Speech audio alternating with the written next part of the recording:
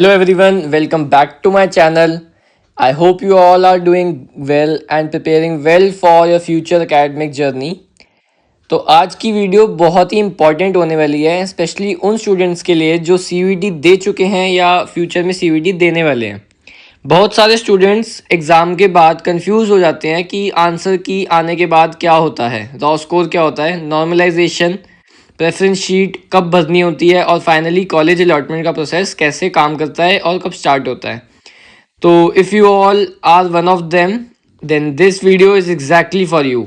By the end of this video, you will have a complete understanding of the entire admission process, और जिसमें answer sheet और admission तक हम सारी बातें आज डिस्कस करने वाले हैं।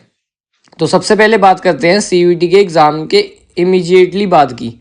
जब आपका सीयूईटी एग्ज़ाम कंप्लीट हो जाता है तो उसके बाद एनटीए आंसर की रिलीज़ कर देती है। इस आंसर की हेल्प से स्टूडेंट्स अपने एक्सपेक्टेड मार्क्स को कैलकुलेट करते हैं। बहुत सारे लोग इस स्टेज पर ही अपने स्कोर का एस्टिमेट लगा लेते हैं और यूट्यूब पर कट ऑफ वीडियो देखने लग जाते हैं। लेकिन it is important to understand that these are only expected scores and not your final admission scores. इस स्टेज पे आपको पेशेंस रखना चाहिए और ऑफिशियल अनाउंसमेंट्स का वेट करना चाहिए। आंसर की रिलीज होने के बाद ऑब्जेक्शन विंडो ओपन होती है। अगर किसी स्टूडेंट्स को लगता है कि किसी क्वेश्चन का राइट आंसर उनका है और एनटीए ने उसको गलत मार्क कर रखा है तो कोई इशू नहीं है, वो ऑब्जेक्शन रेज कर सकते हैं। एनटीए उन ऑब्जेक्शंस को रिव्यू कर देती है और फिर फाइनल आंसर की रिलीज करती है। फाइनल आंसर की के बेसिक पे आपका रिजल्ट प्रिपेयर होता है, तो इसमें फेयरनेस और ट्रांसपेरेंसी मिल जाती है बच्चों को। अब आते हैं एक इम्पॉर्टेंट कंसेप्ट पे जिसका नाम है रॉ स्कोर या नॉर्मलाइजेशन। जब स्टूडेंट्स अपने मार्क्स कैलकुलेट करते हैं तो वो रॉ स्कोर होता है। फॉर एग्जांपल आपके मार्क्स बन रहे हैं 850 आउट ऑफ 1000, तो ये आपका रॉ स्कोर होगा। लेकिन एडमिशन के लिए यूनिवर्सिटीज़ जनरली नॉर्मलाइज स्कोर को कंसिडर करती हैं। तो CUET is conducting in multiple shift. Every shift does not have the same difficulty level. उसमें कुछ इजी शिफ्ट्स होती हैं, कुछ मुश्किल पेपर आ जाते हैं उस पेपर में। तो फेयरनेस मेंटेन करने के लिए एनटीए एक नॉर्मलाइजेशन को प्रोसीजर को फॉलो करती है। तो ये जो प्रोसीजर होता है इसमें स्कोर को स्टैटिस्टिकली मेजर करके एडजस्ट कर देते हैं ताकि जो स्टूडेंट्स डिफरेंट शिफ्ट में पेपर दिया था वो फेयरली कंपेरेबल हो जाए। इसलिए कभी कभी आपका स्कोर थोड़ा इंक्रीज भी हो सकता है और कभी कभी थोड़ा डिक्रीज भी हो सकता है। स्टूडेंट्स को इस बात को समझना बहुत ज़रूरी है कि फाइनल स्कोर कार्ड ही एक्चुअल इंपॉर्टेंस रखता है। जब रिजल्ट डिक्लेयर होता है तो स्टूडेंट्स को अपना स्कोर कार्ड डाउनलोड कर लेना चाहिए। स्कोर कार्ड में आपका नाम, application number, subject wise score और परसेंटाइल मेंशन होता है। परसेंटाइल बहुत ही इंपॉर्टेंट होता है जिससे आपको पता चल जाएगा कि आपका एडमिशन कहाँ हो सकता है और आप कितने स्टूडेंट से ऊपर हो, कितने स्टूडेंट से नीचे हो। तो always keep multiple copies of your score card because you may need it during the admission process. आज के डिजिटल एरा में पीडीएफ को गूगल ड्राइव या किसी क्लाउड स्टोरेज पर सेव करके रख लेना। रिजल्ट के बाद दिल्ली यूनिवर्सिटी और बहुत सारी यूनिवर्सिटीज़ अपने अपने एडमिशन पोर्टल ओपन कर देती हैं। अगर हम दिल्ली यूनिवर्सिटी की बात करते हैं तो DUCSAS पोर्टल नाम से एक पोर्टल होता है, उसमें एडमिशन प्रोसेस का मेन प्लेटफॉर्म होता है। वहाँ पे आपको सारी इन्फॉर्मेशन भी मिलती है और आपको वहीं से अपना DU का आगे वाला वो देखना पड़ जाता है। तो CSAS का पूरा फुल फॉर्म होता है कॉमन सीट एलोकेशन सिस्टम। ये आपके पोर्टल रजिस्ट्रेशन से लेकर सीट अलॉटमेंट तक पूरा प्रोसेस यहीं पे मैनेज होगा। स्टूडेंट्स को पोर्टल पर रजिस्ट्रेशन करना होता है और अपनी प्रोफेशनल डिटेल्स फिल करनी होती हैं। रजिस्ट्रेशन के बीच में आपको क्लास 10th क्लास 12th की डिटेल्स फिल करनी होंगी, साथ ही डॉक्यूमेंट्स अपलोड करने होंगे, मार्कशीट, फोटोग्राफ, सिग्नेचर्स और कैटेगरी सर्टिफिकेट्स अगर एप्लीकेबल हो तो। Many students ignore document verification requirement initially and उनका फॉर्म रिजेक्ट हो जाता है। तो इस बात का आपको बहुत ध्यान रखना है कि आपको अपने डॉक्यूमेंट्स रेडी रखने हैं रिक्वायर्ड फॉर्मेट के अंदर, ताकि रजिस्ट्रेशन प्रोसेस आपका ईजिली फुलफिल हो जाए। रजिस्ट्रेशन कंप्लीट होने के बाद कोर्स सिलेक्शन का स्टेज आता है। इस स्टेज पर स्टूडेंट्स उन कोर्सेज को सिलेक्ट कर देते हैं जिसमें वो एडमिशन लेना चाहते हैं। For example if you are interested in management and business studies you may select BMS, BBA, BA honours economics या BCom honours. One common mistake students make is selecting very limited options. A broader selection gives you more opportunities to allocation process. Remember, more options generally mean better chances of getting a good college and course combination. अब हम आते हैं सबसे critical stage पर, जिसे preference filling कहते हैं। If there is one stage that significantly influence your admission outcome, it is the preference list. Preference list में क्या करना होता है वो आइए आप डिस्कस करते हैं। तो सबसे पहले प्रेफरेंस लिस्ट में कोर्सेज और कॉलेज को रैंक करते हैं हम अपने प्रायोरिटी के हिसाब से। फॉर इंस्टेंस, अगर आप शहीद सुखदेव कॉलेज में बीएमएस को सबसे ज़्यादा प्रेफर करते हैं तो उससे फर्स्ट प्रेफरेंस पर रख देंगे। उसके बाद एसआरसीसी के ई कॉर्नर्स को प्रेफर करते हैं, उसको रख देंगे। ऐसे करते करते हमारी प्रेफरेंस लिस्ट फिल हो जाती है। The system always tries to allot the highest possible preference available to your score and eligibility.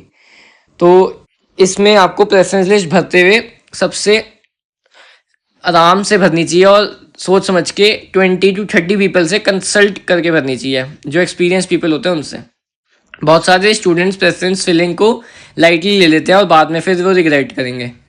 आपको हर प्रेफरेंस के बारे में रिसर्च करनी चाहिए और course structure, college reputation, college की रैंक, NIRF और प्लेसमेंट रेट और पर्सनल इंटरेस्ट के हिसाब से आपको एडमिशन लेने के लिए प्रेफरेंस लिस्ट भरनी पड़ेगी। प्रेफरेंस लिस्ट के बाद एक एडिटिंग विंडो ओपन होती है जिसमें आप स्टूडेंट्स को प्रेफरेंस को रीअरेंज करना होता है, ऐड करना होता है या रिमूव कर सकते हैं। ये स्टेज बहुत ही यूज़फुल होती है क्योंकि जो स्टूडेंट्स अपनी गलती को महसूस कर सकते हैं वो प्रेफरेंस को रिमूव कर देते हैं या ऐड कर देते हैं या रीअरेंज कर सकते हैं। बट इसके बाद जब फाइनल डेडलाइन ओवर हो जाती है तो इसके बाद आपको कोई मॉडिफिकेशन के चांसेस नहीं मिलेंगे। तो ये वाला स्टेज बहुत ही क्रूशियल होता है। इसके बाद DU कभी कभी सिमुलेटेड एलोकेशन रिलीज करती है। सिमुलेटेड एलोकेशन एक प्रैक्टिस एलोकेशन की तरह ही होती है, but it is not a final seat allotment. It gives you an idea of what you may get on basis of current preference and scores.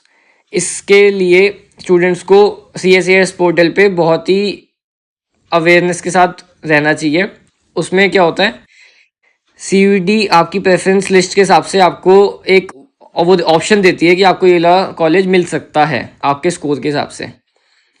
Final preference locking के बाद actual seat allocation round start हो जाते हैं। This is the moment every student ईगरली waits for. Round 1 allocation में आपको एक college course combination allot किया जाता है। एलोकेशन आपके स्कोर, कैटेगरी, एलिजिबिलिटी, प्रेफरेंस और सीट अवेलेबिलिटी पर डिपेंड करता है। अगर आपका स्कोर बहुत ही कॉम्पिटिटिव है and your preference list is strategically arranged, then you have a better chance of securing a desirable seat. Seat allocation के बाद स्टूडेंट्स को एलोकेटेड सीट्स एक्सेप्ट करनी होती हैं और एक्सेप्टेंस बहुत ज़रूरी होता है और मैंडेटरी होता है। अगर आप एक्सेप्ट नहीं करते हो जो सीट आपको मिली है तो आपको CSAS पोर्टल से रिजेक्ट कर दिया जाता है। तो आप सबसे पहले तो अपनी सीट को एक्सेप्ट कर लो अगर आपको कॉलेज अलॉट हो चुका है तो। Then during verification, the college checks all the information and documents submitted by the students. If any discrepancy is found, the student receives a query which must be resolved within the specific timeline. वो आपको एक timeline देंगे, उसमें आपको अपने सारे document submit करवाने हैं उनको। वेरिफिकेशन कंप्लीट होने के बाद फ़ी पेमेंट का स्टेज आ जाता है and paying the admission fee confirms your seat. अगर आपने फ़ी पेमेंट नहीं करी तो फिर आपका रजिस्ट्रेशन जो है वो इनकम्प्लीट में डाल देंगे और CSAS पोर्टल से आपको रिजेक्ट कर देंगे। अब बात करते हैं फ्रीज और अपग्रेड ऑप्शंस की। This is another area where students may get confuse. Freeze का मतलब होता है आप अपनी करेंट सीट से सेटिस्फाइड हैं, आपको करेंट कॉलेज जो आपको मिला है उससे आप सेटिस्फाइड हैं और आगे आप किसी भी राउंड में पार्टिसिपेट नहीं करना चाहते। अपग्रेड का मतलब होता है आप अपनी सीट से सेटिस्फाई इतना नहीं है और आप आगे अपनी अपग्रेडेड प्रेफरेंस लिस्ट के लिए जाना चाहते हैं। जैसे फॉर एग्जांपल आपको SRCC में ई कॉर्नर्स या BCom ऑनर्स में आपको डाउट है। अगर आपको ई कॉर्नर्स मिल गया और आपको BCom ऑनर्स में जाना है तो आप अपनी सीट को अपग्रेड पे क्लिक कर सकते हैं।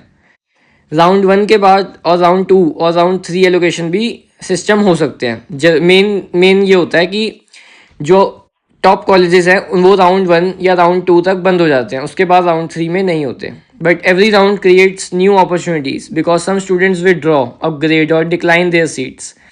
As a result, vacant seats become available for other candidates. Students should never lose hope after the first round because many admissions are finalized in the later rounds. अगर seats फिर भी vacant रह जाती हैं, university spot round conduct कर सकती हैं। Spot rounds are often the final opportunity for admission seekers. However, spot rounds में participation rules different हो सकते हैं, इसलिए official notifications को carefully read करना बहुत ज़रूरी होता है. One important lesson that every CUT aspirant should remember is that admission process is not only about marks. Strategy इसमें बहुत huge role play करती है. A well planned preference list, timely registration, proper documentation, and awareness of deadlines can make a significant difference in your final admission outcome. Many students with similar scores end up in getting different colleges because उनकी preference list में difference होता है. As we come to the end of this discussion, let us quickly revise the complete journey. First comes the answer key, then objections. उसके बाद आता है final answer key, then results. After that, students register on university portal, select courses, fill preference sheets, review simulated allocations, log their preference, participate in seat allocation rounds, complete document verification, and finally pay the admission fee. The entire process may seem lengthy, but if you understand each process properly, it becomes easier to navigate. And then उसके बाद आता है upgrade या freeze का option, and then different rounds में participate कर सकते हो आप. I hope this detailed explanation has helped you understand the complete CUET admission process, and this was the whole CUET roadmap from registration till you getting the dream college. If you found this video helpful, do share it with your friends and classmates because many students remain confused about these stages. Knowledge shared is knowledge multiplied. Keep working hard and stay focused on your goals. And if you like this video, it will help me. Until then, keep learning, keep growing, and keep believing in yourself. Goodbye, and all the best for your admission journey.